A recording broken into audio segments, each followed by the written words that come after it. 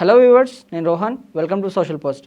AI వచ్చినప్పటి నుంచి జనాలకి ఏదో ఒక డౌట్, ఏఐ వల్ల జాబ్స్ పోతాయని, ఏఐ వల్ల కొత్త జాబ్స్ వస్తాయని, అండ్ ఏఐలో ఏది నేర్చుకుంటే బెస్ట్, ఏది ఏఐ టూలు అండ్ ఏది ఏఐ వల్ల రన్ అవుతుంది అనే విషయం కూడా చాలామందికి తెలియదు.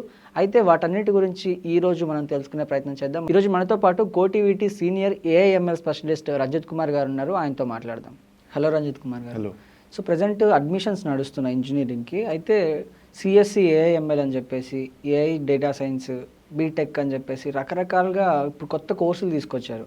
సో దీని గురించి మీ అభిప్రాయం ఏంటండి?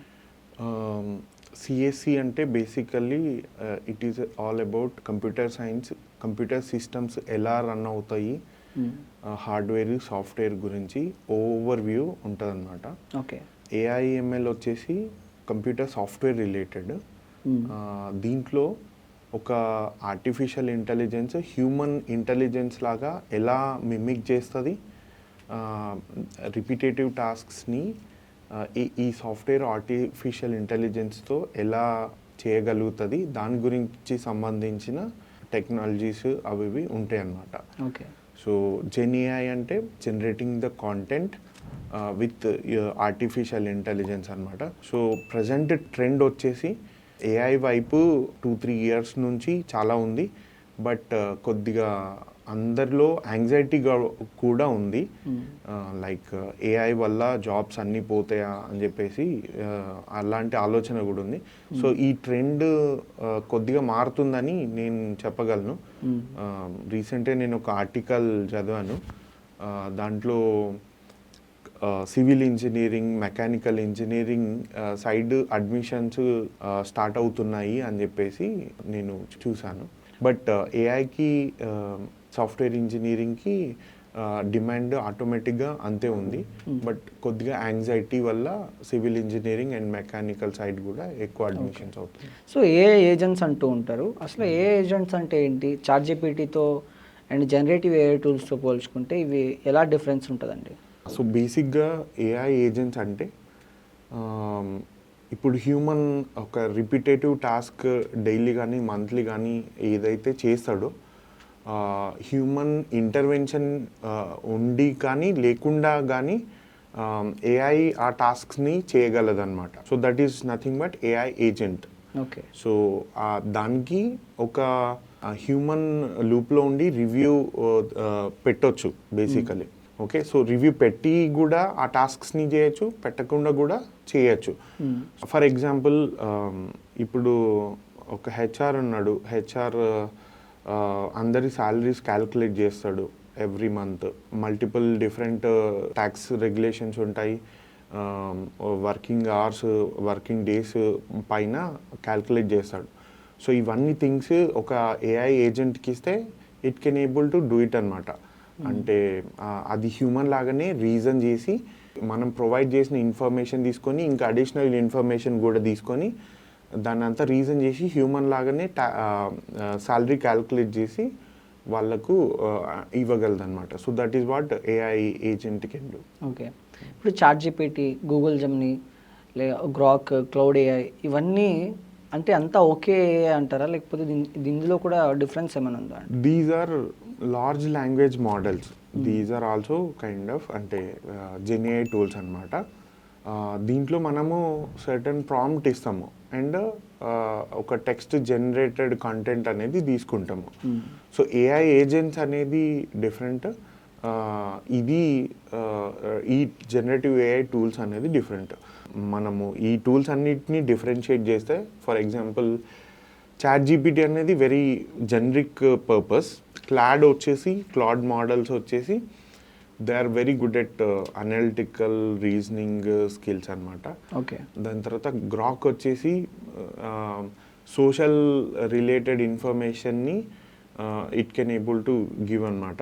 I mean for example socially whatever the intelligence దానికి సంబంధించిన గ్రాక్ అనేది ఇవ్వగలదు. అండ్ సో ఒక్కొక్క ఎల్ఎల్ఎం మోడల్కి ఒక్కొక్క స్పెషాలిటీ ఉంది. అండ్ అది కూడా అది ట్రైన్ చేసిన డేటా మీద ఆధారపడి ఉంటుంది. సో ఆ డేటా ప్రకారంగా దాని రిజల్ట్స్ అనేది ఆ వేలో వస్తాయి అన్నమాట. ఓకే. అంటే చైనా వాళ్ళు ప్రతిసారి ఏదో ఒక కొత్తది కనుక్కుంటూ ఉంటారు. సో ఏఐలో కూడా కొత్తది ఏదో తీసుకొచ్చారు అంటున్నారు. అంటే చాట్ జీపీటీకి, గూగుల్ జెమినీకి దానికి ఉండే డిఫరెన్స్ ఏంటండి? Google Gemini will always work like for Google ecosystem ప్రోడక్ట్స్కి బాగా వర్క్ చేస్తుంది. వాటినన్నిటిని గూగుల్ జెమినీ ఆ ప్రోడక్ట్స్కి ఇంటిగ్రేట్ చేసి మనం చేసుకోవచ్చు. చాట్ జీపీటీ చాలా జనరిక్గా వర్క్ అవుతుంది. అండ్ ఇప్పుడు మీరు ఏదైతే చైనీస్ వాళ్ళు తీసుకొచ్చారు అని అన్నారు కదా, సో వాళ్ళు ఎప్పుడు చాలా తక్కువ కాస్ట్లో ఎక్కువ క్యాపబిలిటీస్ తీసుకొచ్చే ఇచ్చే మోడల్స్ అనేది చేస్తారు. సో అట్లనే రీసెంట్గా మూన్ షాట్ ఏఐ అనేది కిమీ 3 ఒక మోడల్ తీసుకొచ్చింది. సో ఆ మోడల్కి ఇవన్నిటికీ కంపేర్ చేస్తే కిమీ 3 యొక్క కాంటెక్స్ట్ విండో అంటే మనం ఇన్పుట్ రాసే ప్రాంప్ట్ అవుట్పుట్ జనరేట్ చేసే టెక్స్ట్ చాలా ఎక్కువ ఉంటుంది అనమాట. 1.05 మిలియన్ టోకెన్స్ అనేది దాని కాంటెక్స్ట్ విండో. సో అలాగే అది ఓపెన్ సోర్స్ మోడల్. సో ఇవన్నీ ఓపెన్ సోర్స్ మోడల్స్ కావు. చాట్ జీపీటీ కానీ క్లౌడ్ మోడల్స్ కానీ ఓపెన్ సోర్స్ మోడల్స్ కావు. సో ఇది 2.8 పారామీటర్స్ తోటి ట్రైన్ చేసి వాళ్ళు ఓపెన్ సోర్స్ చేశారు, which is a very huge open source model. So present ఏం వినిపిస్తుందంటే ఏఐ వల్ల జాబ్స్ పోతాయి అని చెప్పి సాఫ్ట్వేర్లో ఆల్రెడీ చాలా మందిని తీసేయడం జరుగుతుంది. సో ఇదంతా ఏఐ వల్లే జరుగుతుంది అంటారు. అంటే నార్మల్ జాబ్సే కాకుండా లీడర్షిప్ రోల్స్ కూడా ఉంటాయి, లైక్ మేనేజర్ కానీ లేకపోతే హెచ్ఆర్ కానీ మీరు అన్నట్టు ఇలాంటి రోల్స్కి కూడా ఎఫెక్ట్ అయ్యే ఛాన్స్ ఉందా? లీడర్షిప్ రోల్స్ ఎఫెక్ట్ అంత తొందరగా అవ్వకపోవచ్చు.